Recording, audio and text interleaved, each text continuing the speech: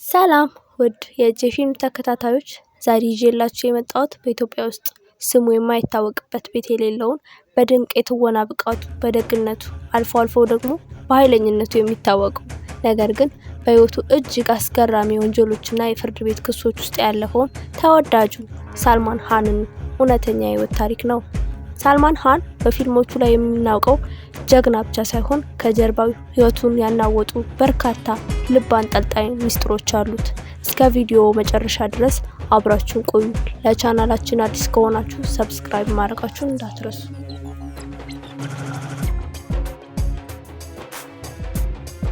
ሳልማን ኻን ታህሳስ 27 ቀን 1965 ዓ.ም የተወለደ ሲሆን አባቱ ሳሊም ኻን የታወቁ የቦሊውድ ስክሪፕት ጸሐፊ ናቸው።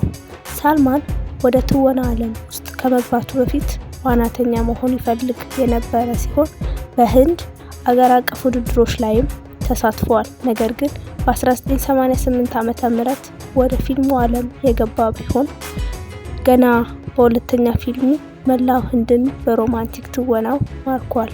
ሳልማን ኻን በቦሊውድ ታሪክ ውስጥ እጅግ ስኬታማ የሆኑ እንዲሁም በአገራችን በሰፊው የሚታወቁ ታላላቅ ፊልሞችን ሰርተዋል።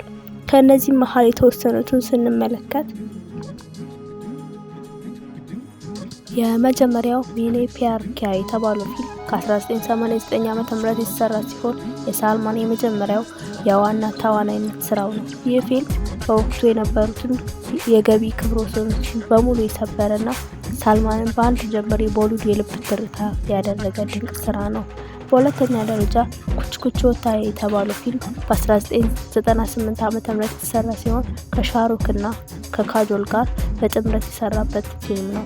በዚህ ፊልም ላይ ምንም እንኳን ሁለተኛ ተዋናይ በመሆን አማን የተባለ ገጸ ባህሪን የተጫወተ ሲሆን ባሳየው ልዩና ማራኪ ትወና ለምርጥ ረዳት ተዋናይነት ሽልማትን አግኝቷል። በሶስተኛ ደረጃ ቴሬ ናም የተባለው ፊልም በ2003 ዓ.ም የተሰራ ሲሆን በሳልማን ኻን ፊልም ታሪክ ውስጥ እጅግ አስለቃሽና ልብ ሰባሪ የፍቅር ፊልም ነው። በዚህ ፊልም ላይ ያደረገው የፀጉር ስታይል በህንድ ወጣቶች ዘንድ ታላቅ ፋሽን ሆኖ ነበር። በአራተኛ ደረጃ ዋንትድ የተባለው ፊልም በ2009 ዓ.ም የተሰራ ሲሆን ይህ ፊልም የወረደውን የሳልማንን የፊልም ስራ መልሶ ያነቃቃና ወደ አክሽን ፊልም ንጉስነት ያሸጋገረው ትልቅ ስራ ነው። በአምስተኛ ደረጃ ዳባንግ የተባለው ፊልም በ2010 ዓ.ም የተሰራ ሲሆን ቹልቡል ፓንዴይ የተባለው አስቂኝና ጀግና ፖሊስ ሆኖ የተጫወተበት ነው። ይህ ፊልም ተከታታይ ክፍሎች ያሉት ሲሆን የሳልማንን ዝና ወደ ላቀ ደረጃ አድርሶታል።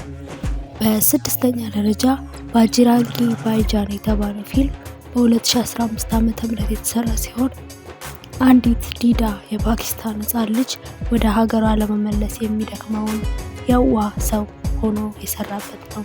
ይህ ፊልም በቦሊውድ ታሪክ ከፍተኛውን ሰብአዊ ፍቅር ያሳየና በቢሊዮን የሚቆጠር ገቢ ያስመዘገበ ታሪካዊ ስራ ነው።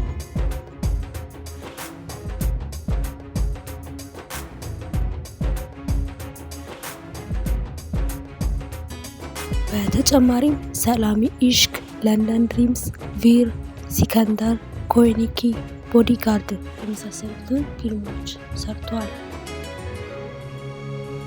በመቀጠል ወደ ግል ህይወት ስናልፍ ሳልማን ኻን እውነተኛና ልብ አንጠልጣይ የወንጀልና የፍቅር ህይወት ስናወራ ባድ ቦይ ወይም አስቸጋሪ ልጅ እየተባለ ይጠራ ነበር። ለዚህም ምክንያት በ1998 ዓ.ም በአንድ የፊልም ቀረጻ ወቅት ብላክ ባክ የተባሉ ብርቅዬ የዱር እንስሳትን አድኖ በመግደል ተከሶ ለአጭር ቀናት እስር ቤት ወርዶ ነበር። የዚህ እንስሳ ክስ እስከ ቅርብ ጊዜ ድረስ ፍርድ ቤት ሲመላለስበት የነበረ ሲሆን አሁንም ድረስ በተለያዩ ቡድኖች የደህንነት ዛቻ እየደረሰበት ይገኛል።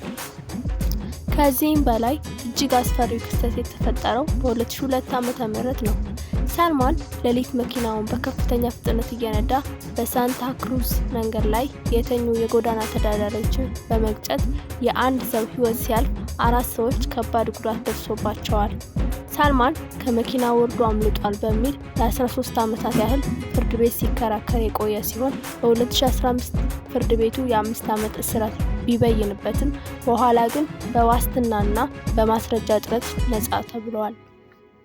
ሳልማን ሃን በፍቅር ህይወቱ በኩል ከዓለም ቆንጆ አይሽዋሪያ ራይ ጋር እጅግ የበረታ ፍቅር ውስጥ ገብቶ ነበር። ነገር ግን በባህሪ መኳተን፣ ቅናትና ጥቃት ማድረስ ምክንያት አይሽዋሪያ ጥላው ወጣች። ሳልማን ይህንን ማመን ስላቃተው ወደ እሷ ቤት እየሄደ በሩን በመምታትና ስልኳ ላይ በመዛት ትልቅ ታሪክ ሰርቶ ነበር።